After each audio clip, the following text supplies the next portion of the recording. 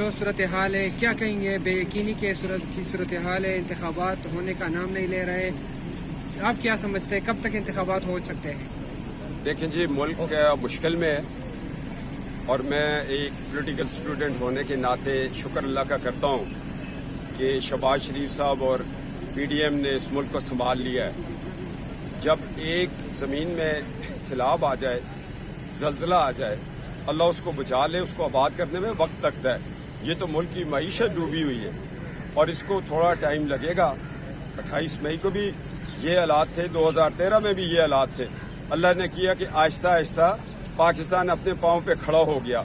मगर आज उन लोगों से पूछो जिन्होंने पानामा में नवाज शरीफ को सजा दी, बाजवा, फैज़ हमीद, साकिब निसार के गैंग मेंबरान से पूछे ना कि आपने इज्तिमाई तौर पर क्यों इस मुल्क को तबाह किया, और इनको कटेड़ों में ला के खड़ा करें।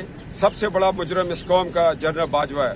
अच्छा सफदर साहब, आपने तो आज बाजवा साहब का नाम ले लिया। गुज़िश्ता कुछ दिनों से हम लोग देख रहे हैं कि मुस्लिम लीग नून की जो आला क़यादत है वो जनरल फैज को ज्यादा टारगेट कर रही है, बाजवा साहब को सबसे टारगेट नहीं करी। क्या वजह है इसके पीछे? हर एक फायरर का अपना टारगेट होता है, जिसकी असले की या रेंज में या बंदूक की रेंज में जो आता है उस पर ही फायर करता है। फायर ज़ाया तो नहीं करना। तो मैं निशानदेही कर रहा हूँ Bajwa and company, Saqib Nisar gang मेंबरान, और मैं आपको क्या अच्छा सर जी, कहा जा रहा है कि नवाज शरीफ साहब भी आ रहे हैं, इसके अंदर कोई कितनी हकीकत है? उन्होंने आना है भाई, जरूर आएंगे। वो आएंगे, बाबा घर आएगा तो घर चलेगा ना। नहीं, इंतखाबात कब तक होते देख रहे हैं? मैं तो इंतखाबात होते देख नहीं रहा हूँ। इंतखाबात हमारी मुश्किलात का हल नहीं है। हमारी इकॉनमी जब तक ठीक नहीं होती, मुल्क में इलेक्शन करवाएंगे क्या? कोई आने वाली हुकूमत ख्वाह शहबाज शरीफ साहब दोबारा आ जाए तो उनके पास अलादीन का चिराग तो नहीं है। अभी अचकोलिया खाता हुआ ये हमारा जो निज़ाम है, इसको ठीक होने दें, खुशहाली आने दें। फिर आप भी इधर हैं, हम भी इधर हैं। 75 साल हम इंतखाबात ही करवाते रहे।